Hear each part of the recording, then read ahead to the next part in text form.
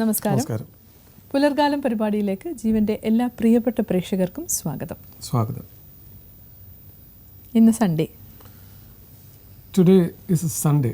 നമ്മളെപ്പോഴും പറയും സൺഡേ വളരെ സൺഷൈനുള്ള ഡേ ആണെന്ന് പറയും. ബിക്കോസ് എല്ലാ ആൾക്കാർക്കും അവധിയെടുത്ത് വീട്ടിലിരിക്കുമ്പോൾ നല്ലൊരു സണ്ണി ഡേ ഞങ്ങളൊക്കെ പറയുന്നത് അങ്ങനെയാണ്. പിന്നെ അതിന് വേറൊരു വെർഷനുണ്ട്. ആ വെർഷനിലേക്ക് ഞാൻ കിടക്കുന്നില്ല. കാരണം കേരളം മുഴുവനും ഇപ്പം കടയടച്ച് ആഘോഷിക്കുകയാണ് ഞായറാഴ്ച. അതുകൊണ്ട് നിങ്ങൾ അങ്ങനെ ആഘോഷിക്കണമെന്ന് ഞങ്ങൾ പറയില്ല. അതുകൊണ്ട് ഞങ്ങൾ അതിനെക്കുറിച്ച് നമുക്കൊരു സൺഡേ ആഘോഷിക്കാം. ഇന്നത്തെ ലക്കി കളർ ഓറഞ്ച്. അപ്പോൾ നേരത്തെ പറഞ്ഞ പോലെ സൺഡേ നിങ്ങളുടെ വീട്ടിൽ നല്ല ഓറഞ്ച് ഫ്ലവേഴ്സ്, ഓറഞ്ച് ഫ്രൂട്ട് വയ്ക്കാം. അതുപോലെ തന്നെ ടേബിൾ മാറ്റ്, കുഷൻസ്, നല്ല orange colour dress, even orange ടീഷർട്ടും നല്ലൊരു ട്രാക്ക് സൂട്ടും ഒക്കെ ഇട്ട് പുറത്തൊക്കെ ഇറങ്ങി കഴിഞ്ഞാൽ 10 പേര് നിങ്ങളെ നോക്കും, ഐഡന്റിഫൈ ചെയ്യും. നല്ല കളറല്ലേ ഓറഞ്ച്? Very great colour. അപ്പം ഒരു ഓറഞ്ച് ഡേ ആയിക്കോട്ടെ അല്ലേ, സൺഡേ ആയിക്കോട്ടെ. Have A wonderful weekend. Yes, Sunday നല്ലൊരു ദിവസം ആയിക്കോട്ടെ നിങ്ങൾക്ക്.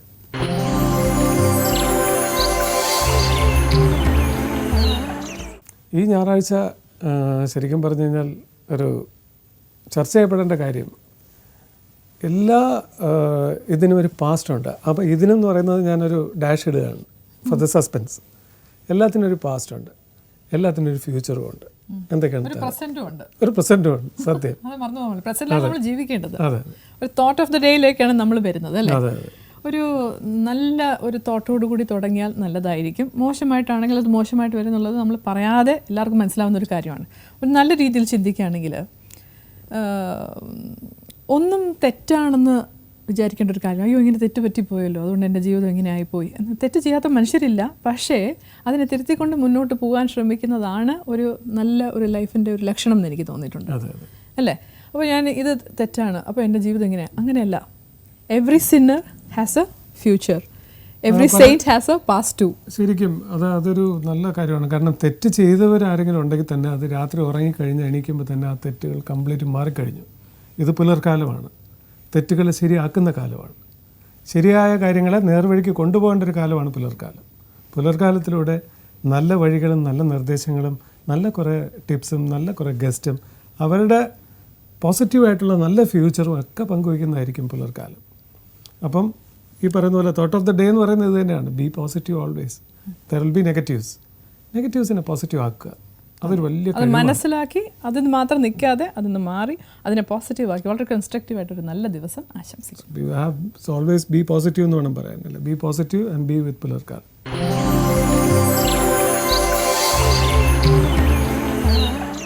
സിനിമ എന്ന് പറയുന്നത് വളരെ പോപ്പുലർ ആയിട്ടുള്ളൊരു മീഡിയയാണ്. സാധാരണക്കാരനെ ഏറ്റവും എളുപ്പം ആകർഷിക്കാൻ ശക്തിയുള്ള ഒരു മീഡിയം എന്ന് കൂടി നമുക്ക് പറയാം. ആ സിനിമാ ലോകത്ത് പ്രത്യേകിച്ച് ഇന്നത്തെ കാലഘട്ടത്തിൽ വളരെ ശക്തമായ കഥാപാത്രങ്ങൾ ചെയ്തുകൊണ്ട് ഒരു പിടി നല്ല കലാകാരന്മാർ വീണ്ടും മലയാള സിനിമയ്ക്ക് മാറ്റുകൂട്ടുകയാണ്. അക്കൂട്ടത്തിൽ പ്രഗത്ഭനായ ഒരു കലാകാരനെയാണ് വളരെ അഭിമാനത്തോടു കൂടി ഞാൻ നിങ്ങൾക്ക് വേണ്ടി പരിചയപ്പെടുത്തുന്നു. ഒരു പിടി നല്ല കഥാപാത്രങ്ങൾ മലയാള സിനിമയ്ക്ക് സമ്മാനിച്ചുകൊണ്ടതാ ജൈത്രയാത്ര തുടരുന്ന സുനിൽ സുഗത സ്നേഹപൂർവ്വം സ്വാഗതം ചെയ്യുന്നു. നമസ്കാരം. ഒരു നമ്മളിപ്പോൾ സിനിമയിൽ കാണുന്ന ചില കഥാപാത്രങ്ങൾ ആദ്യമേ ഒരു മനസ്സിനകത്തൊരു കഥാപാത്രവുമായിട്ട് തിയേറ്ററിൽ എത്തുന്നവർക്ക് സുനിലിനെ കാണുമ്പോൾ തന്നെ ഇതാണ് ആ കഥാപാത്രം എന്ന് എനിക്കും തോന്നിയിട്ടുണ്ട്. അപ്പം കോടിക്കണക്കിന് പ്രേക്ഷകർക്ക് തീർച്ചയായിട്ടും തോന്നിയിട്ടുണ്ടാവും. അങ്ങനെയുള്ളൊരു സിനിമ ഞാൻ കണ്ടു, താങ്കളുടെ ഇമാനുവൽ. എനിക്ക് ഏറ്റവും ഇഷ്ടം ആമേനാന്ന് ഞാൻ പറയും. പ്രേക്ഷകർ വേറെ കുറെ പേരുകൾ പറയും അല്ലേ? അതിനകത്ത് നമുക്ക് സങ്കടം തോന്നുന്ന ഒരുപാട് നല്ല മുഹൂർത്തങ്ങൾ ഒരു ചെറിയ സീനിലൂടെ താങ്കൾക്ക് കാണിക്കാൻ സാധിച്ചു. അപ്പോഴേ ഞാൻ വിചാരിച്ചു, അയ്യോ ഇദ്ദേഹം ഈസ് എ ബോൺ ആക്ടർ. അത് മാത്രമല്ല കുറെ കാലം മലയാള സിനിമയുടെ അഭിമാനമായിട്ട് മാറി നിൽക്കേണ്ട ഒരു ആർട്ടിസ്റ്റ് അല്ലേ? തീർച്ചയായും. ഒരു ആരംഭം എങ്ങനെയായിരുന്നു സുനിൽ? വേണമെങ്കിൽ ആമേനത്തെ കഥാപാത്രത്തിൽ പറയാം.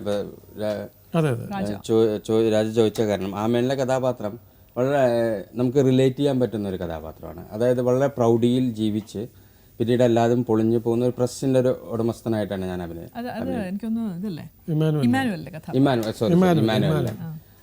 അപ്പോൾ ഇത്തരം വ്യക്തികളെ ഞാൻ കണ്ടിട്ടുണ്ട്, നേരിട്ട് പരിചയപ്പെട്ടിട്ടുണ്ട്.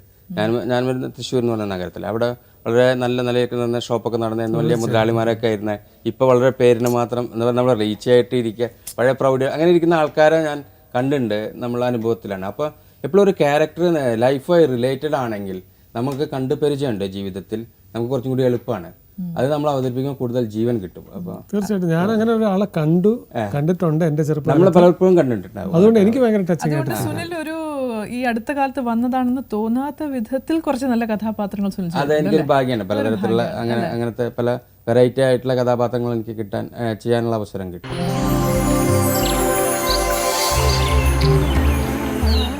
തുടക്കം എങ്ങനെയായിരുന്നു?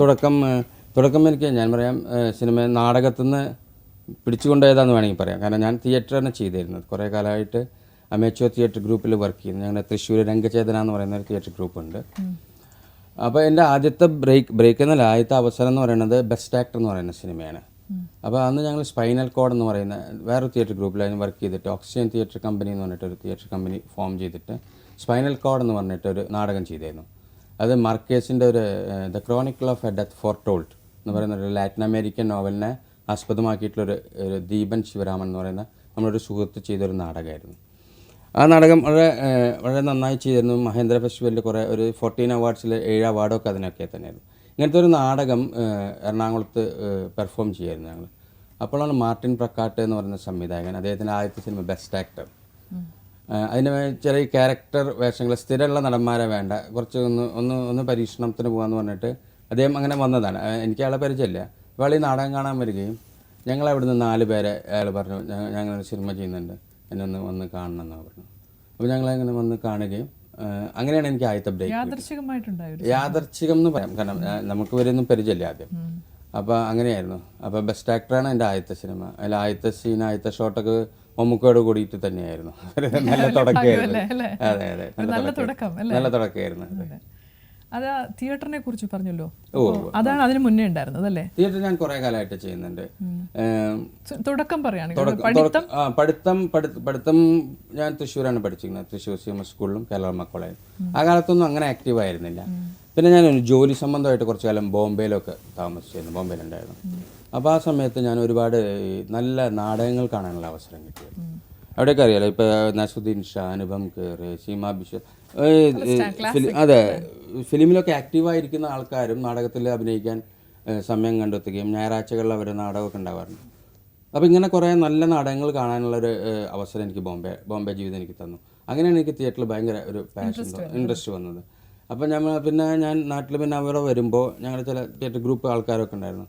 അപ്പോൾ അവരെ ബന്ധപ്പെടുകയും നാടകങ്ങൾ അഭിനയിക്കുകയൊക്കെ ചെയ്യുന്നു. അപ്പോൾ ആ സമയത്തൊക്കെ അവിടെ ജോലി ഉണ്ടായിരുന്നു. ഇവിടുന്ന് ഇവർ വിളിച്ച് പറയുമ്പോൾ അവിടുന്ന് ലീവ് എടുത്ത് വന്ന് നാടകം അഭിനയിച്ച് തിരിച്ച് അങ്ങോട്ട് പോവുകയൊക്കെയായിരുന്നു. അതെ, അതെനിക്ക്, കാരണം എപ്പോഴും ഞാൻ വേറെ തരം ജോലികളൊക്കെ ചെയ്തു. ഞാൻ ഹോട്ടൽ ഇൻഡസ്ട്രിയിൽ കുറേ കാലം വർക്ക് ചെയ്തിട്ടുണ്ട്. അങ്ങനെയൊക്കെ വേറെ അല്ല, ക്വാളിഫിക്കേഷൻ ഞാൻ ഒരു BA ഗ്രാജുവേറ്റ് ആണ് വിത്ത് എക്കണോമിക്സ്. പക്ഷെ ഞാൻ കരിയർ തുടങ്ങിയത് ഒരു കാറ്ററിംഗ് ഹോട്ടൽ വെൽക്കം ഗ്രൂപ്പ്സ് എന്ന് പറയുന്ന ITC ഹോട്ടലിൽ നിന്നായിരുന്നു, ഗുജറാത്തിൽ.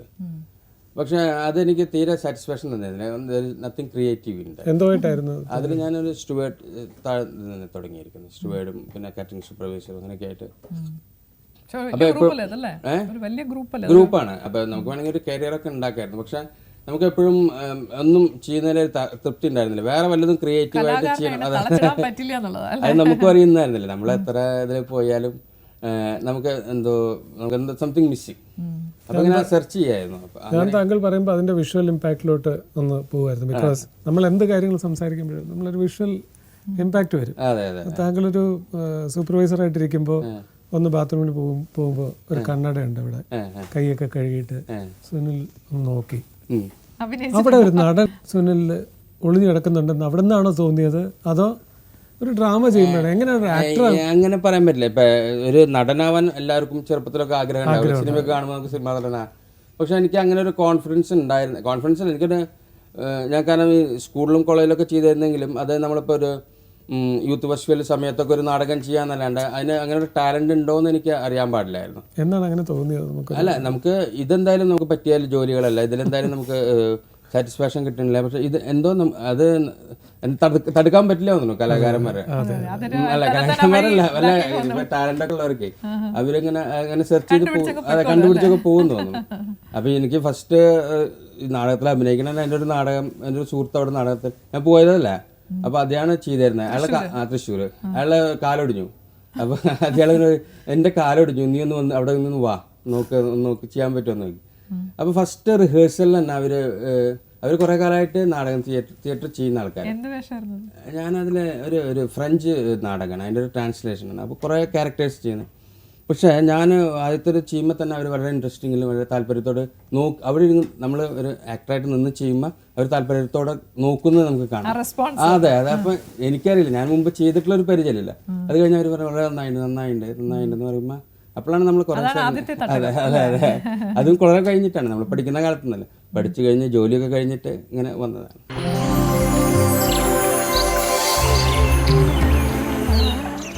Tips for the audience.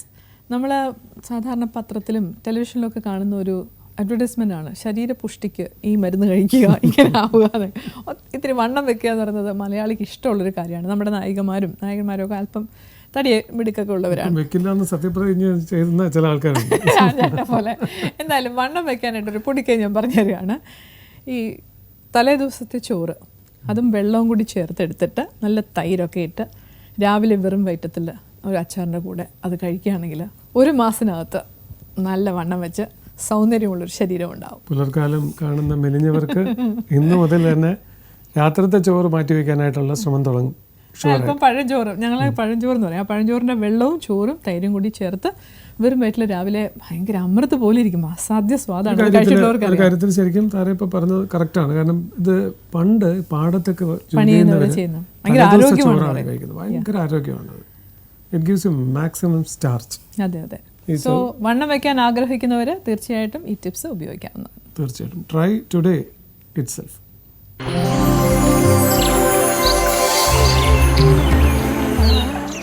ഈ നാടകം മനസ്സോട് ചേർത്ത് അതിനു വേണ്ടി ഡെഡിക്കേറ്റഡ് ആയിട്ട് നിൽക്കുന്ന കുറച്ച് ആൾക്കാരുണ്ട്.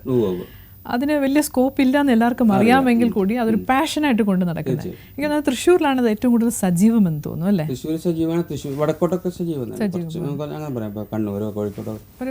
തിയേറ്റർ ആർട്ടിസ്റ്റ് എന്ന നിലയ്ക്ക് പലപ്പോഴും തോന്നില്ല ഈ കല അർഹിക്കുന്ന ഒരു ഇമ്പോർട്ടൻസ് പ്രേക്ഷകരും സർക്കാരിന്റെ ഭാഗത്തുനിന്നും ഇല്ല. അതിലില്ല. ഇപ്പം ഞാനിപ്പോൾ ഇവിടെ വന്നിരിക്കുന്നത്, ഞാനിപ്പോൾ തിയേറ്റർ ആർട്ടിസ്റ്റ് ആയത്, ഞാൻ കുറച്ച് സിനിമയിൽ അഭിനയിച്ച കാരണം നിങ്ങൾ ഇവിടെ എന്നെ വിളിച്ചതും നിങ്ങൾ സംസാരിക്കുന്നത്. ഇത് എന്നെക്കാട്ട് എത്രയോ ടാലന്റഡ് ആയ ആൾക്കാർ എൻ്റെ ഗ്രൂപ്പിൽ തന്നെ ഉണ്ട്, എൻ്റെ ഒപ്പം വർക്ക് ചെയ്യുന്നത് ആൾക്കാർ. അതുപോലൊരു അവസരം വേണമെന്നല്ലേ? അതെ. 2-3 കാര്യങ്ങളാണ്. ഒന്ന്, അവര് മറ്റുള്ളവരെ പോലെ പോയിട്ട് ഇങ്ങനെ അവസരം ചോദിക്കില്ല. അതൊരു അഭിമാനമുണ്ട്. ഇപ്പം ഞാനിപ്പോൾ അവസരം ചോദിച്ച് വളരെ കുറവാണ് പോയിട്ടുള്ളൂ. വല്ല ഫിലിമിൻ്റെ ഓഡീഷൻ ഉണ്ടെന്നൊക്കെ കേൾക്കുമ്പോൾ നമ്മളെ വല്ല പരിചയക്കാരൊക്കെ ഉണ്ടെങ്കിൽ പോയെന്നല്ലാണ്ട് ഈ സിനിമ നമ്മളിപ്പോൾ പലപ്പോഴും ഷൂട്ടിങ്ങിന് പോകുമ്പോൾ കുറേ ആൾക്കാർ വരില്ലേ, ചാൻസ് ഉണ്ടോ എന്ന് അങ്ങനെ ചോദിക്കാൻ തോന്നിയിട്ടില്ല എനിക്ക്, ഞാൻ പോയിട്ടുമില്ല. അപ്പോൾ ഇവരെ ഞാനെപ്പോഴും പറയും ഒരുപാട് ടാലൻസ് ഉള്ളതാണ്, പ്രത്യേകിച്ച് അമേച്ചർ പ്രൊഫഷണൽ നാടകരംഗത്തൊക്കെ.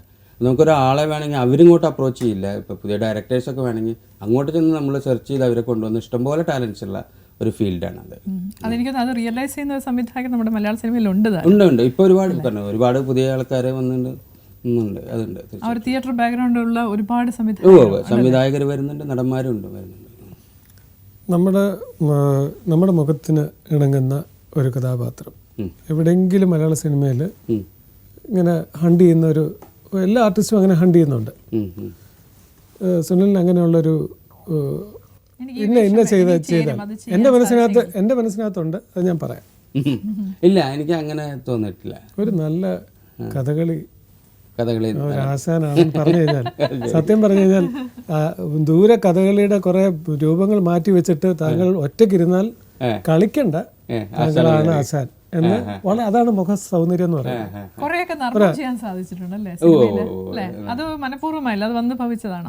അല്ല, നമ്മള് ഇപ്പൊ ആദ്യത്തെ സിനിമ തന്നെ ഒരു ബ്രേക്കായി എന്ന് പറയുന്ന സിനിമ ചാപ്പാക്കുരിശാണ്.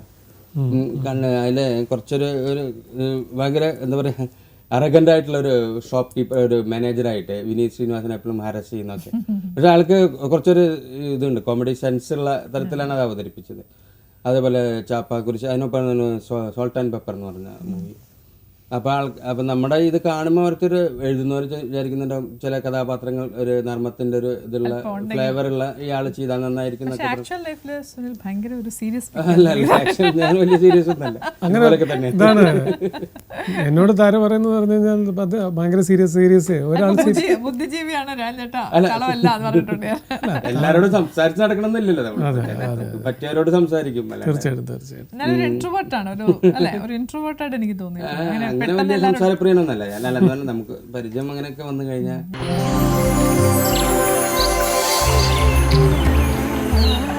വണ്ടി ഓടിക്കുന്ന ഏവർക്കും എവിടെ കൊണ്ടുവന്ന് നമ്മൾ പാർക്ക് ചെയ്യാൻ പോകുമ്പോഴും ഒരു കാര്യം കാണാം, നോ പാർക്കിംഗ്. അതായത് രാജകീയമായിട്ട് കൊണ്ടുവന്ന് പാർക്ക് ചെയ്യും, രാജകീയമായി ഭിക്ഷക്കാരനെ പോലെ ഫൈൻ അടിച്ചു തരും. അപ്പോൾ ഇതിന് ഒരു കോമഡി ആയിട്ട് പറയുന്നെങ്കിലും നമ്മളിപ്പോൾ നോ പാർക്കിംഗ്, ഇവിടെ പാർക്കിംഗ്, കിങ്ങിൻ്റെ കിങ് മാത്രം എടുക്കുക. സോ കിങ് എപ്പോഴും എന്തായിരിക്കണം, തെറ്റ് ചെയ്യാത്ത ഒരാളായിരിക്കണം കിങ്. ഇപ്പോൾ നോ പാർക്കിംഗ് എന്ന് പറയുന്നത് നിങ്ങൾ എൻ്റെ ഒരു കൺസെപ്റ്റ്, എൻ്റെ ഒരു ഫിലോസഫി, അങ്ങനെ ഒരു ബോർഡ് കാണുകയാണെങ്കിൽ തീർച്ചയായിട്ടും കൊണ്ടുപോയി കാർ പാർക്ക് ചെയ്യരുത്. കാരണം വളരെ ദയനീയമായ നിങ്ങൾക്കൊരു പെനാൽറ്റി കിട്ടാൻ സാധ്യത. പറയാൻ കാരണം വെച്ചാൽ കേരളത്തിൽ നമ്മൾ എവിടെ നോ പാർക്കിംഗ് ബോർഡ് കണ്ടാലും എൻ്റെ ചോട്ടിലൊരു 4 വണ്ടി പാർക്ക് ചെയ്യുന്നത് കാണാം. അത്ര ഒരു സെൻസാണ് നമ്മൾ മലയാളികൾക്കുള്ളത്.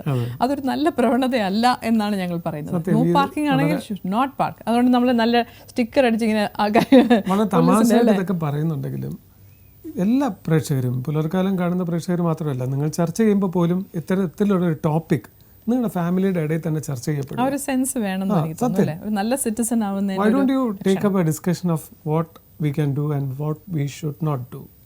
ഇത് രണ്ടും ഒരു വീട്ടിൽ ഒരു ഡൈനിങ് ടേബിളിലോ ഒരു സ്വീകരണ മുറിയിലോ ഒക്കെ ഡിസ്കഷൻ വരുന്നതിൽ തെറ്റൊന്നുമില്ല. കുട്ടികൾ അത് കേട്ടാണ് പഠിക്കുന്നത്.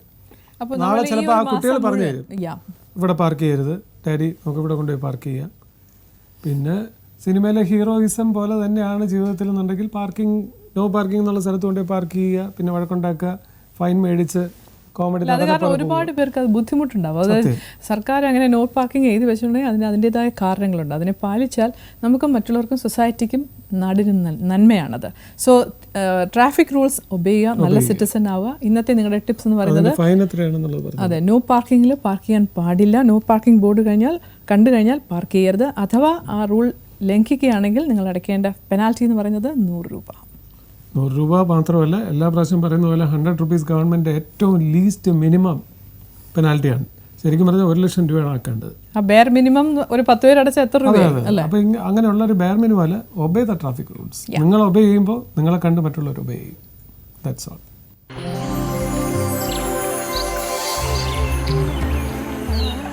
ഞാൻ സുനിലിനെ മര്യാദരാമന്റെ സെറ്റിലാണ് പരിചയപ്പെടുന്നത്. ഞാൻ സ്ക്രീനിൽ ഒരുപാട് കണ്ടിട്ടുണ്ടെങ്കിലും അന്ന് സുനിൽ സംസാരിക്കുകയൊക്കെ ചെയ്തിട്ട് എനിക്ക് കുറച്ച് ടെലിഫിലിംസ് നിങ്ങൾ സംവിധാനം ചെയ്ത് കാണിച്ചു, ഷോർട്ട് ഫിലിംസ് അല്ലേ?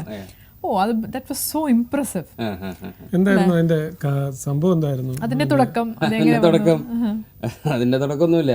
പലരും പറയും അതിന്റെ തുടക്കം എന്ന് പറഞ്ഞാൽ എൻ്റെ സുഹൃത്തിനൊരു ക്യാമറ കിട്ടി എന്നുള്ളതാണ് തുടക്കം. അപ്പൊ നമുക്ക് ഇന്ന് വെച്ച് പരീക്ഷണങ്ങൾ ചെയ്യാലോ എന്ന് വിചാരിച്ചിട്ട്. അപ്പൊ അത് ചെയ്തപ്പോൾ നമുക്ക് ഒരു എന്താ പറയുക, അറ്റ്ലീസ്റ്റ് നമുക്കൊന്ന് നമ്മൾ ചെയ്ത സാധനങ്ങൾ ആൾക്കാരെ താല്പര്യത്തോടു കൂടി കാണുന്ന ഒരു ആയിട്ട് തോന്നി. ടോപ്പിക്സോ ഒന്നുമില്ല. ഇപ്പൊ ആദ്യത്തെ ഞാൻ പറഞ്ഞില്ലേ ഹോട്ടലിൽ വർക്ക് ചെയ്തായിരുന്നു. എൻ്റെ ആദ്യത്തെ സിനിമയുടെ തീം എന്താ വെച്ചാൽ, ഈ ഹോട്ടലിൽ വർക്ക് ചെയ്യുമ്പോൾ നമുക്ക് ബില്ല് കൊണ്ടുവന്ന് വരും. ഭക്ഷണമൊക്കെ കഴിഞ്ഞ് കഴിഞ്ഞാൽ ബില്ല് കൊണ്ടുവരും. അപ്പോൾ ഈ രണ്ടുപേരും തല്ലുകൂടുമല്ലോ, ബില്ല് ഞാൻ കൊടുക്കാം. ഈ തല്ലുകൂട്ടം ഒരു വയലൻസ് ആയാൽ എന്തായിരിക്കും? അത് കഴിഞ്ഞിട്ട് ബില്ല് കൊടുക്കാൻ ഒരാൾ മറ്റാളെ കൊല്ലുന്നൊക്കെയാണ് കഥ. പൊതുതരത്തിലുള്ള അങ്ങനത്തെ ഒരു സിനിമ ചെയ്തു. പിന്നെ ഒരു വീട്ടിലെ കുട്ടികൾ ഒരു ഓംലെറ്റ് ഉണ്ടാക്കുന്ന കഥ, അങ്ങനെയൊക്കെ പറഞ്ഞിട്ട് നായക്കുട്ടിയുടെ. അതെ. പക്ഷെ എന്താ വെച്ചാൽ ഈ സിനിമകൾ എൻ്റെ സുഹൃത്തുക്കളും ഈ സമയത്ത് സിനിമകൾ ഉണ്ടാക്കിയിരുന്നു. അവരൊക്കെ വലിയ ബജറ്റും വലിയ ക്യാമറയും കാര്യങ്ങളൊക്കെ അവൈലബിൾ ആയുള്ള സാധനങ്ങൾ പൈസ ഒക്കെ ചിലവാക്കിയിട്ട് ഉണ്ടാക്കിയിരുന്നു. ഞാനൊരു ഷൂ സ്ട്രിങ് പ്രൊഡക്ഷൻസ് എന്നാണ് എൻ്റെ കമ്പനിക്ക് പേരിട്ടിരിക്കുന്നത്. ഷൂ സ്ട്രിങ് എന്ന് പറഞ്ഞ ഒരു കൺസെപ്റ്റ് ഉണ്ടല്ലോ, ഷൂ സ്ട്രിങ് ബഡ്ജറ്റ് എന്നൊക്കെ പറയും, ഏറ്റവും നേരിയ ബഡ്ജറ്റ്. അപ്പോൾ എൻ്റെ സിനിമയ്ക്ക് പൈസ ഒന്നും ചിലവായിട്ടില്ല. ഒക്കെ ഹാൻഡി ക്യാമറ എടുത്ത സിനിമകൾ നമ്മുടെ തന്നെ വീട്ടിൽ തന്നെ എഡിറ്റ് ചെയ്യും.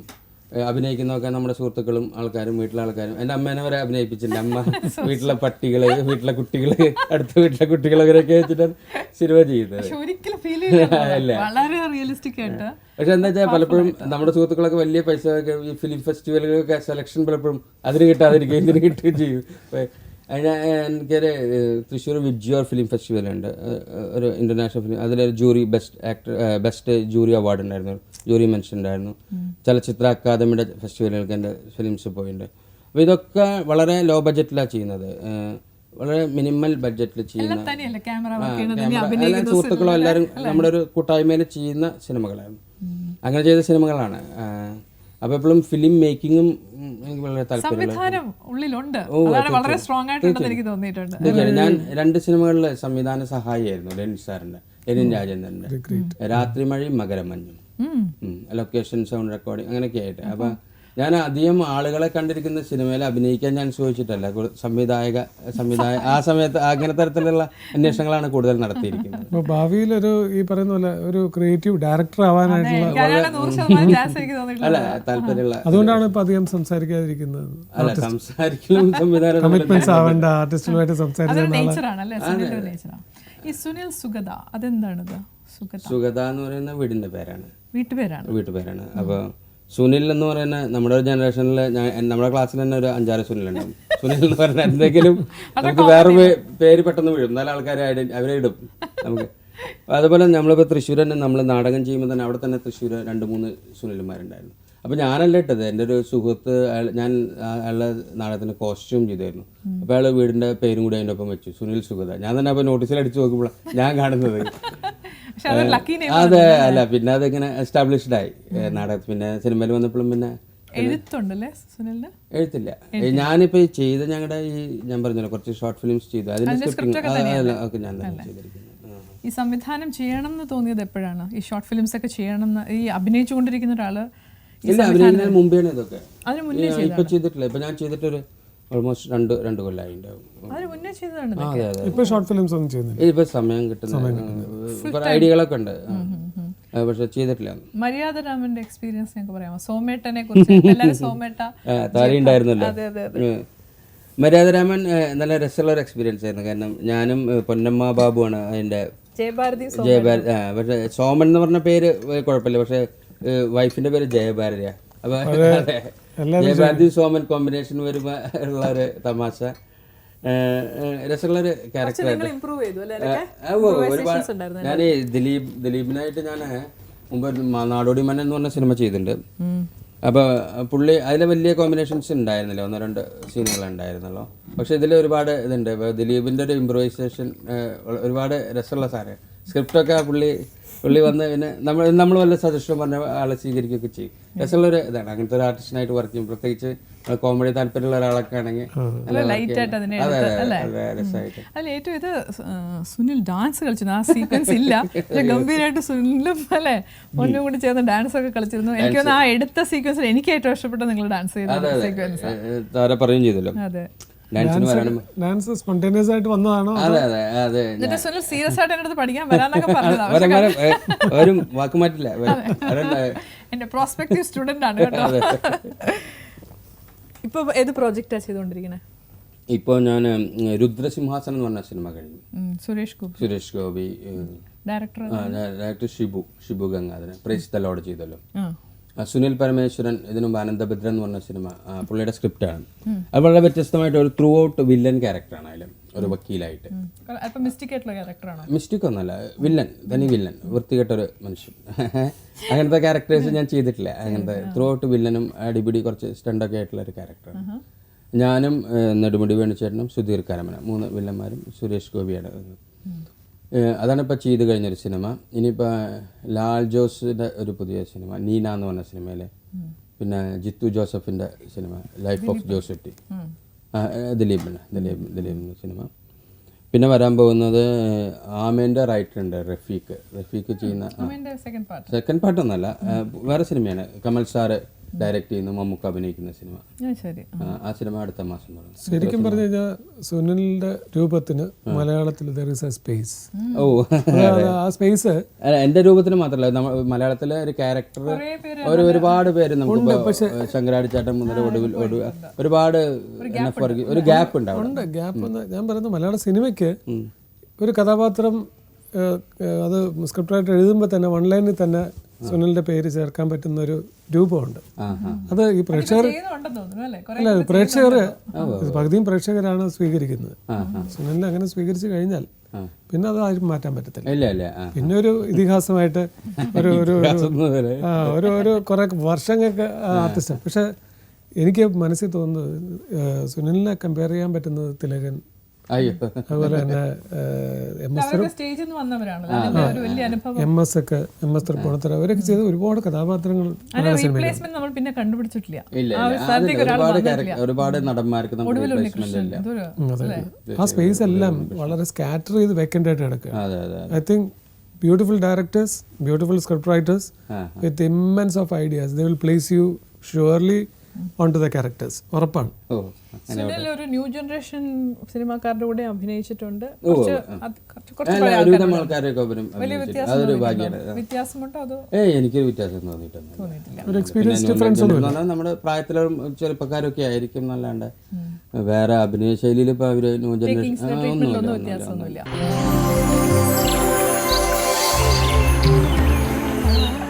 ഈ ഇമ്മാനുവൽ എന്നുള്ള ക്യാരക്ടറിലോട്ട് തിരിച്ചു വരുമ്പോൾ ഞാൻ ഒരിക്കലും പ്രതീക്ഷിച്ചില്ല പുലർക്കാലത്തിലൂടെ ഒക്കെ കാണുകയും ഇങ്ങനെയൊക്കെ ചോദ്യം ചെയ്യണം എന്നൊക്കെ.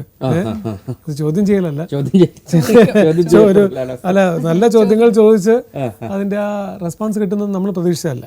ഞാൻ ആ ചിത്രം കാണുന്നത് ശ്രീകുമാറിൽ വെച്ച് ട്രിവാൻഡ്രം. അപ്പം അതിനകത്ത് ഈ മമ്മൂട്ടിയുടെ ഒരു ഒരു ഡൗൺഫോളിൽ ഇദ്ദേഹം വന്നതിന് ശേഷം എന്താ വാച്ച് കൊടുക്കുന്നുണ്ട് അല്ലേ, അതോ പൈസ അപ്പോൾ അത് അഭിനയിക്കുമ്പോൾ നമ്മുടെ റോളിലുള്ള അഭിനയം ഇത്ര മതി അല്ലെങ്കിൽ ഇത്ര അളവുകോല് തീരുമാനിക്കാറുണ്ടാവും ഒരു ആർട്ടിസ്റ്റ് എന്നുള്ള നിലയ്ക്ക്. ഇത്രയും മതി അല്ലെങ്കിൽ ഇത്രയും ചെയ്താൽ അത് സൂപ്പർ ആയിരിക്കും. അല്ലേ നമ്മുടെ ഒരു ജസ്റ്റിഫിക്കേഷൻ ഉണ്ടാവും. പക്ഷേ ഡയറക്ടർ പറയുമല്ലോ, ഡയറക്ടർ അപ്പോൾ അയാൾ കുറച്ചും കൂടി വേണം അല്ലെങ്കിൽ കുറച്ചും കൂടി അത്ര വേണ്ട എന്നൊക്കെ പറയും. എപ്പോഴും നമ്മൾ സിനിമയിൽ അഭിനയിക്കുമ്പോൾ ഒരാളുണ്ട്, നാടകത്തിൽ നമ്മൾ സ്റ്റേജിൽ ഒറ്റയ്ക്ക്, അവിടെ വന്നു കഴിഞ്ഞാൽ പിന്നെ ഡയറക്ടർ നാടകം കഴിഞ്ഞിട്ട് നമ്മൾ പിന്നെ കാണുന്നുള്ളൂ. സിനിമയിൽ അങ്ങനെ എപ്പോൾ വേണമെങ്കിൽ നമ്മളെ കൺട്രോൾ ചെയ്യാലോ, എപ്പോൾ വേണമെങ്കിൽ. സെൽഫ് കൺട്രോൾ ആണോ ഉദ്ദേശിക്കുന്നത് അതോ ഡയറക്ടോറിയൽ കൺട്രോൾ? ഡയറക്ടോറിയൽ കൺട്രോൾ നമ്മളുടെ ഒരു ലിമിറ്റ്സ് നമ്മൾ വെക്കും സിനിമയിൽ ഇത്ര ചെയ്യാന്ന്. അപ്പോൾ പലപ്പോഴും അവർ അത് നന്നായി എന്ന് പറയും, അല്ലെങ്കിൽ കുറച്ചും കൂടി നന്നായി അല്ല കുറച്ചും കൂടി വേണം അല്ലെങ്കിൽ കുറച്ചും അത് പറയും. അതൊരു സീനിന് മുമ്പേ നമ്മൾ അഭിനയിച്ച് കാണിക്കുന്നതാണോ അതോ? ഇല്ല, അതില്ല. പ്രത്യേകിച്ച് മമ്മൂക്കൊക്കെ പോലുള്ള റിഹേഴ്സലുകൾക്ക് അങ്ങനെ വലിയ വന്നു കഴിഞ്ഞാൽ അല്ല സ്കോപ്പില്ല.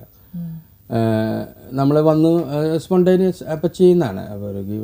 വരുന്ന ഈ അവസരങ്ങളൊക്കെ എങ്ങനെയാണ്? എങ്ങനെ ഡയറക്ടേഴ്സ് ബാനർ നോക്കിയാണോ അതോ സ്ക്രിപ്റ്റ് നോക്കിയാണോ അതോ? ഒന്നുമല്ല, ഞാൻ എടുക്കുന്നു അങ്ങനെ അത്രേ ഉള്ളൂ. നമ്മളൊരു സമയം നോക്കിയിട്ട് നമുക്കത് ചെയ്യാൻ പറ്റുമോ അത്രേ ഉള്ളൂ. അത്ര തന്നെ. വലിയൊരു സെലക്ഷൻ ഒന്നും ഇപ്പോഴും ഞാൻ പോകുന്നില്ല. ഇല്ല അങ്ങനെ പോകുന്നില്ല. പിന്നെ അതിൽ അർത്ഥമില്ല പറഞ്ഞു. കാരണം നമ്മൾ പലപ്പോഴും വളരെ നന്നാവുന്നൊക്കെ പറഞ്ഞ് വിചാരിക്കുന്ന സിനിമകളൊന്നും അത്രയും കണ്ട് ഇമ്പ്രസീവ് ആയില്ല. പക്ഷേ അത്ര നന്നാവില്ല എന്ന് പറഞ്ഞാൽ സ്ക്രീനിലൊക്കെ വലിയ അഭിപ്രായമൊക്കെ ചിലർ ആഗ്രഹിക്കും. അപ്പം നമുക്ക് അതിൻ്റെ ഒരു ജഡ്ജ്മെൻറ്റിനുള്ള ഒരു കപ്പാസിറ്റി ഇല്ല എന്ന് എനിക്ക് തോന്നുന്നു, ആയിട്ടില്ല എന്ന് തോന്നുന്നു പെട്ടെന്ന്. ഇപ്പം അങ്ങനെ അത്രയധികം വർഷം ആയിട്ടില്ല, 2-3 വർഷം ആവുന്നുള്ളൂ. അപ്പോൾ നമ്മളൊരു ഞാനൊരു അറൗണ്ട് 60. 3 വർഷത്തിൽ 60 പടങ്ങൾ.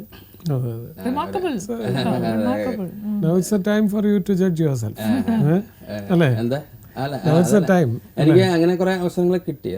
പലപ്പോഴും ചെറിയ എന്താ പറയാ മിന്നുന്ന പ്രകടനമാണ്. മിന്നുന്ന പ്രകടനം എന്ന് പറഞ്ഞാൽ പെട്ടെന്ന് വന്ന് പോവും, കാണാൻ പറ്റില്ല. ഒരു സീനിലൊക്കെ അഭിനയിച്ച സിനിമകളൊക്കെ മിന്നി പോവും. ഒരു സീനിലൊക്കെ അഭിനയിച്ച സിനിമകളൊക്കെ ഇഷ്ടം പോലെ ഉണ്ട്. ഒരു സീൻ 2 സീനൊക്കെ അഭിനയിക്കുന്ന സിനിമകളും ഇഷ്ടം പോലെ ഉണ്ട്. താങ്കളെ സംബന്ധിച്ചോളം ഒരു സീനാണെങ്കിൽ ആ സീനൊക്കെ നല്ല സീൻസ് ഒക്കെ അല്ല പേഴ്സണലി ഞാനതാ ശ്രമിക്കുന്നത്. നമ്മൾ കിട്ടുന്ന ഒരു അവസരം, കിട്ടുന്ന ഒരു സ്പേസ് നമ്മളെങ്ങനെ എഫക്റ്റീവായി ഉപയോഗിക്കാൻ പറ്റും. വലിയൊരു സംവിധായകൻ പറഞ്ഞ് ഞാൻ കേട്ടിട്ടുണ്ട്, ഒരു സീനിനും ഒരു തുടക്കമുണ്ട്, ഇന്റർവെല്ലുണ്ട്, ക്ലൈമാക്സ് ഉണ്ട്. ആ സീൻ എല്ലാ സീനും. അതില് നമ്മളും അതിനകത്തൊരു ഭാഗമാകുമ്പോൾ ആ ക്ലൈമാക്സ് വരെ നമ്മൾ നന്നായി ചെയ്തു എന്നുള്ളത് തന്നെയാണ്. സ്വപ്നങ്ങൾ പറയുമോ ഞങ്ങളോട്? സുനിൽ വലിയ സ്വപ്നം കാണുന്ന ആളാണോ അതോ ഇങ്ങനെയൊക്കെ മതി എന്ന് പറഞ്ഞ് ജീവിക്കാൻ? അല്ലല്ല, എനിക്ക് വേറെ ഭാഷാ സിനിമകളിലൊക്കെ അഭിനയിക്കാം, ഇംഗ്ലീഷ് വരെ അഭിനയിക്കണം എന്നുള്ള ആഗ്രഹം. നമ്മൾ അങ്ങനെ കിടക്കാലോ, അങ്ങനെ ആഗ്രഹിക്കുന്ന തെറ്റന്നെ. നേരത്തെ പറഞ്ഞു നസീറുദ്ദീൻ ഷാ, ഷബാന ആസ്മി ഇവരൊക്കെ സിനിമയിൽ വളരെ സജീവമാണെങ്കിൽ കൂടി ഞായറാഴ്ചകൾ അവർ വന്ന് തിയേറ്ററിൽ നാടകം ചെയ്യാറുണ്ടെന്ന്. അതൊരു നല്ല ട്രെൻഡ് അല്ലേ? പലരും നമ്മളെ അല്ലേ എല്ലാം നമ്മുടെ ഭാഷയിലുള്ളവരായാലും ഇപ്പം മോഹൻലാൽ ചെയ്തിട്ടുണ്ട്. അപ്പോൾ അതൊരു ആ തിയേറ്ററിനെ കൂടി കോംപ്ലിമെന്റ് ഇവര് സ്ഥിരമായിട്ട് ചെയ്യുന്നുണ്ട്, വർഷങ്ങളായിട്ട് ഓഡിയൻസും ഉണ്ട്. ഇവിടെ നാടകത്തിൽ ഞാനൊരു സിനിമയുടെ ഷൂട്ടിങ്ങിന് ലണ്ടൻ ബ്രിഡ്ജ് എന്ന് പറഞ്ഞ സിനിമ. അപ്പോൾ ഞാനൊരു നാടകം കാണാൻ നോക്കിയിട്ട് പറ്റിയില്ല. കാണാൻ നോക്കിയെന്ന് പറഞ്ഞാൽ ഇപ്പോൾ ഒരു 3 മാസം കഴിഞ്ഞിട്ടൊക്കെ ടിക്കറ്റ് ഉള്ളൂ ഒരു നാടകത്തിന്. അത്ര പിന്നെ വലിയ ഹോർഡിങ്സ് ഒക്കെ വഴിയിലൊക്കെ കാണാം. സിനിമയുടെ ഹോർഡിങ്സ് അല്ല, നാടകത്തിൻ്റെയാണ്. റെയിൽവേ സ്റ്റേഷനിൽ കാണുന്ന ബോർഡ്സ് അതൊക്കെ വലിയ താരങ്ങളാണ്. അതെ അതെ, അവിടുത്തെ താരങ്ങളും വലിയൊരു സംഭവമാണ് അവിടുത്തെ. അപ്പോൾ അങ്ങനത്തെ ഒരു പോപ്പുലാരിറ്റി സംസ്കാരം നമുക്കില്ല. ഇല്ല ഇല്ല ഇല്ല. ഇപ്പോൾ ഇവിടെ എന്തായാലും തിയേറ്റർ ബുദ്ധിമുട്ടാണ്. സീരിയസ് തിയേറ്റർ ചെയ്ത് സർവൈവ് ചെയ്യുക എന്ന് പറഞ്ഞാൽ കുറച്ച് ബുദ്ധിമുട്ട് തന്നെയാണ് കേരളത്തിൽ. നമ്മളിപ്പോൾ ചെയ്യുന്നുണ്ട്, ഞാൻ നാടകങ്ങൾ ഇപ്പോഴും സമയം കിട്ടുമ്പോൾ ചെയ്യുന്നുണ്ട്. ഞാൻ 2 മാസം മുമ്പ് നാഷണൽ സ്കൂൾ ഓഫ് ഡ്രാമയിൽ ഞങ്ങളുടെ ഒരു നാടകം ഉണ്ടായിരുന്നു, മാന്ത്രിക കണ്ണാടി എന്ന് പറഞ്ഞിട്ട്. അതിൽ 14 കുട്ടികളും ഞാനുമാണ് അഭിനയിക്കുന്നത്. അത് വേണം, അത് വേണം. അത് നമ്മൾ റിഹേഴ്സൽ ചെയ്തിട്ടില്ല. നമ്മൾ 1 മാസം 1.5 മാസമൊക്കെ റിഹേഴ്സൽ ചെയ്ത് കഴിഞ്ഞിട്ടാണ്. ഒരു ഡയലോഗ് ഒക്കെ പറയാൻ പറ്റുമോ? നമ്മളിപ്പോൾ പെട്ടെന്ന് ഒരു ഡയലോഗ് പറയണമെന്ന് പറഞ്ഞാൽ ഇല്ല, എന്ത് പെട്ടെന്ന് ഡയലോഗ് പറയണമെന്ന് ഞങ്ങളിപ്പോൾ ആവശ്യപ്പെടുന്നു. ഒരു ഡയലോഗ് ഞങ്ങൾക്ക് വേണ്ടി ഒന്ന് പറയുമോ? അതിൻ്റെ അകത്ത് നാടകത്തെ വളരെ സ്ട്രോങ് ആയിട്ട് ഞങ്ങളുടെ പ്രേക്ഷകർക്ക് വേണ്ടി. അത് ശരി. ഓ, അത് ഇങ്ങനെ ഇരുന്നിട്ട് പറഞ്ഞ അതെ മൂടൊക്കെ അതിന് അത് പറഞ്ഞില്ലല്ലോ, ഞാൻ പ്രിപ്പയർ ചെയ്ത് വന്നായിരുന്നു. അതെ അതെ, നന്നാവില്ല. അതെ അതെ, നമ്മൾ ഒരിക്കൽ സ്റ്റേജിൽ വന്നു കഴിഞ്ഞാൽ പിന്നെ നമ്മൾ അതിലാണല്ലോ, നാടകമാണ്, ക്യാരക്ടറാണ്. പിന്നെ അത് കഴിഞ്ഞിട്ടാണ് നമ്മൾ പുറത്തേക്ക് പോകുന്നത്. നാടക രചനയിലുണ്ടോ? ഇല്ല ഇല്ല, നാടക രചന ഞങ്ങൾ ചില ചെറിയ പ്ലേസ് ഒക്കെ ചെയ്തിട്ടുണ്ട്. രചന അങ്ങനെ ഞാൻ നോക്കിയിട്ടില്ല, പ്രാവീണ്യം നോക്കിയിട്ടില്ല. അത് ഞാൻ ആക്ടറാണ്. പിന്നെ ഞാൻ തിയേറ്റർ, ചിൽഡ്രൻസ് തിയേറ്ററുമായിട്ട് വർക്ക് ചെയ്തത്, വർക്ക്ഷോപ്പ്. പിന്നെ എനർജറ്റിക് അല്ല, എനർജറ്റിക് ആണ് ഓക്കെ. പക്ഷേ ഈ കുട്ടികളായിട്ട് അഭിനയിക്കുമ്പോൾ നമ്മളിപ്പോൾ ഞാനും താരെ അഭിനയിക്കുമ്പോൾ ഞാനൊരു എങ്ങനെയാണ് റെസ്പോണ്ട് ചെയ്യാമെന്ന് എനിക്ക് ഓൾമോസ്റ്റ് പ്രെഡിക്റ്റ് ചെയ്യാം. നമ്മുടെ പ്രായത്തിലുള്ള നമ്മൾ കണ്ട ഒരു നടൻ എങ്ങനെയാണ്, നമ്മളൊരു ഡയലോഗ് പറഞ്ഞാൽ എങ്ങനെയാണ് നമുക്ക് തിരിച്ചു കിട്ടുന്ന റെസ്പോൺസ്, അതൊക്കെ നമുക്ക് പ്രെഡിക്റ്റ് ചെയ്യാം. കുട്ടികളായിട്ട് ഭയങ്കര എന്താ പറയുക, വേറെ തരത്തിൽ പോവും. അതെങ്ങനെ വേണമെങ്കിലും ആവാം. അത് നമുക്ക് നല്ല ശരിക്കും നല്ല എന്താ പറയുക,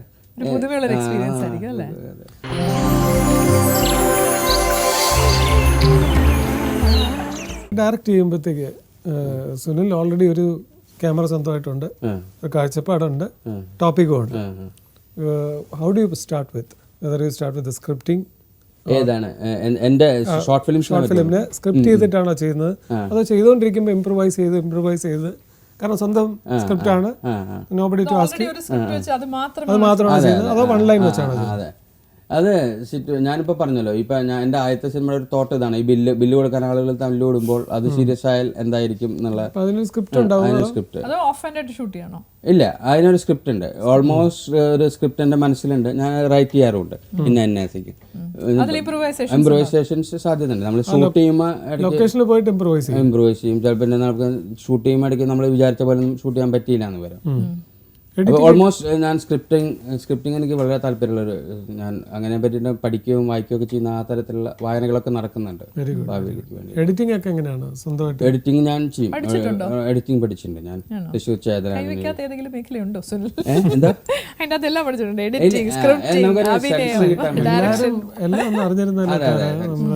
പ്രൊഫഷണൽ എഡിറ്റ് ചെയ്യാൻ അവരെ ആ സ്പീഡിലൊന്നും നമുക്ക് എഡിറ്റ് ചെയ്യാൻ പറ്റില്ലെങ്കിൽ ചെയ്യാം. അതെ അതെ, നമുക്ക് ആവശ്യമുള്ള കാര്യങ്ങൾ എന്താന്ന് പറഞ്ഞാൽ നമുക്ക് അതിന്റെ എഫക്ട്സും ഫീലും ഒക്കെ മനസ്സിലാക്കി പറഞ്ഞു കഴിഞ്ഞാൽ നമ്മൾ പറഞ്ഞു കൊടുത്തപ്പോൾ ചെയ്യുന്ന ആൾക്കാരുണ്ട്.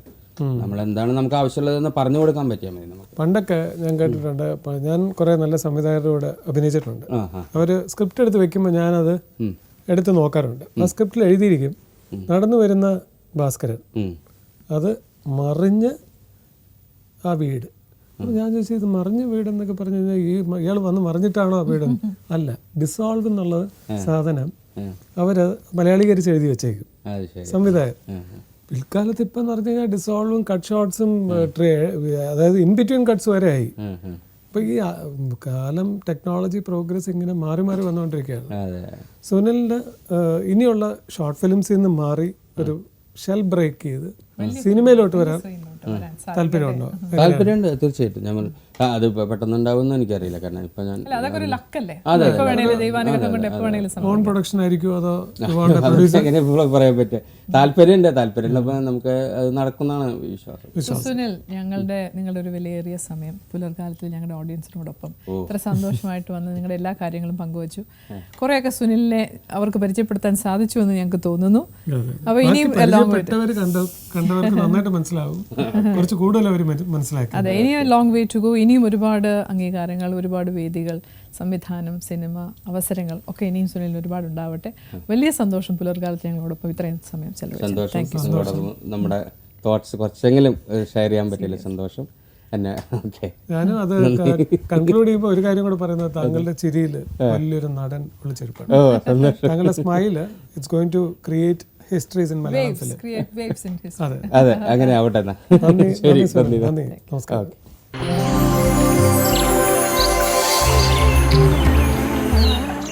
പുലർക്കാലത്ത് നമ്മൾ ശരിക്കും പറയുന്നുണ്ട്, എല്ലാ എപ്പിസോഡിലും നമുക്ക് ധാരാളം സെൽഫികൾ വന്നു തുടങ്ങി. പിന്നെ ഈ സെൽഫികളുടെ ഒരു എന്താ പറയുന്നത്, ഒരു ഓഷ്യൻ തന്നെ പുലർക്കാലത്തേക്ക് വന്നു. ഇത് ശരിക്കും പറഞ്ഞാൽ ഇതിൻ്റെ ക്രെഡിറ്റ് എല്ലാം ടെക്നിക്കൽ ക്രൂസിനുള്ളതാണ്. കാരണം അവരിത് നേരത്തെ ആൻറ്റിസിപ്പേറ്റ് ചെയ്ത് ഇങ്ങനെ ഒരു സെൽഫി പാറ്റേൺ ഉണ്ടാക്കി കൊണ്ടുവന്നത് ഞങ്ങളുടെ ടെക്നിക്കൽ ഡിപ്പാർട്ട്മെൻറ്റ്സാണ്, മീൻസ് പോസ്റ്റ് പ്രൊഡക്ഷൻ ഡിപ്പാർട്ട്മെൻറ്റ്സ് ഒക്കെയാണ്. എനിവേസ്, സെൽഫി വന്നു തുടങ്ങിയതിൽ സന്തോഷം. സെൽഫിയുടെ ഇന്നത്തെ വിന്നറിനെ നമുക്ക് കാണാം. കൺഗ്രാജുലേഷൻസ്. ഇത് മാത്രമല്ല, ഒരാഴ്ചയിൽ വരുന്ന എല്ലാം കൂടി ചേർന്ന് നമ്മളൊരു ബമ്പർ പ്രൈസ് ഉണ്ട്, മന്ത്ലി പ്രൈസ് ഉണ്ട്, വീക്ക്ലി. അതുപോലെ തന്നെ എപ്പോഴും പറയുന്നത് പോലെ നിങ്ങളുടെ നിർദ്ദേശങ്ങളും അഭിപ്രായങ്ങളും ഒപ്പം സെൽഫി, പിന്നെ ക്വസ്റ്റ്യൻ ആൻസർ, ഇതെല്ലാം കൂടി ഞങ്ങളൊരു ഡ്രോ ബോക്സിൽ ഇട്ടിട്ട്. ക്വസ്റ്റ്യൻ ഫോർ ദ പബ്ലിക് എന്ന് പറയുന്നത്, നമ്മുടെ ഗസ്റ്റ് സുനിൽ സുഗത ആയിരുന്നു ഇന്ന് വന്നത്. അദ്ദേഹത്തിന്റെ സുനിൽ സുഗത എന്ന പേര് എങ്ങനെയുണ്ടായി, അദ്ദേഹം പറയുണ്ടായി എപ്പിസോഡിൽ അത് എങ്ങനെയാണെന്നുള്ളത് ഞങ്ങളെ ഈ ചോദ്യത്തിന്റെ ഉത്തരവും കൂടി ചേർത്ത് വേണം ഞാൻ നേരത്തെ പറഞ്ഞ് നിർത്തിയത്. ഒരു ബൗളിലിട്ടിട്ട് ഞങ്ങളൊരു 30th എപ്പിസോഡിൽ വളരെ മനോഹരമായിട്ട് ലൈവായിട്ട് ഞങ്ങളൊരു വിന്നറിനെ ഞങ്ങൾ എടുക്കുന്നതായിരിക്കും. സമ്മാനം എന്താണ്? അതിനുള്ള സമ്മാനം വേറൊന്നുമല്ല, എപ്പോഴും പ്രേക്ഷകരോട് നമ്മൾ പറയുന്നത്, you have A wonderful weekend stay at Somatheeram ayurvedic beach resort. നല്ല കാറ്റ്, നല്ല സുഖമായ ഒരു ലക്ഷറിയസ് സ്റ്റേ, ഒപ്പം ആയുർവേദിക് ബ്രീസ് മനുഷ്യർക്ക് ഇപ്പോൾ ആവശ്യമാണ്. You need A physical and mental and peaceful relaxation. That 100% കിട്ടുന്നൊരു സ്ഥലമാണ് സോമതീരം ആയുർവേദിക് ബീച്ച് റിസോർട്ട്. അങ്ങനെ ഒരു വണ്ടർഫുൾ സ്റ്റേ മിസ് ചെയ്യേണ്ട, തീർച്ചയായും എല്ലാ മാസവും പുലർക്കാലത്തിൽ ഒരാൾക്ക് ഞങ്ങൾ ആ ബഹുമതി നൽകുകയാണ്. അതുകൊണ്ട് വാൻറ്റേജ് പൊസിഷനിലേക്ക് നിങ്ങൾ എത്താനായിട്ട്, ആ ഗിഫ്റ്റ് കിട്ടാൻ വേറെ ഒന്നും ചെയ്യേണ്ട, ജസ്റ്റ് റൈറ്റ് ടു അസ്. ഇപ്പം തന്നെ പേപ്പർ എടുക്കുക, റൈറ്റ് ടു പുലർക്കാലം. അതുപോലെ തന്നെ അയക്കുന്നതിൻ്റെ രീതികൾ പലരും ഞങ്ങളോട് ചോദിച്ചിട്ടുണ്ട്. എപ്പിസോഡ് ത്രൂ ഔട്ട് നിങ്ങളൊന്ന് കാണുക, 7:30 to 8:30, and look on to our screen. ഈ സ്ക്രീനിൽ തന്നെ ഉണ്ട് ഇതെങ്ങനെയാണ് അപ്ലൈ ചെയ്യേണ്ടത്, എന്താണ് address, what is a Gmail, everything is written എല്ലാ എപ്പിസോഡിലും. കഴിയുന്നത്രയും നിങ്ങളുടെ നല്ല നല്ല ലെറ്റേഴ്സിന് ഞങ്ങൾ കാതോർത്തിരിക്കുന്നു. ഒരു നല്ല സൺഡേ നിങ്ങൾക്ക് എല്ലാവർക്കും ആശംസിക്കുന്നു. ഞങ്ങളോടൊപ്പം ഇത്രയും നേരം സമയം ചെലവഴിച്ചതിന് സന്തോഷമുണ്ട്. വീണ്ടും നാളെ കാണാം പുലർകാലത്തിൽ രാവിലെ 7:30. Bye and Tata.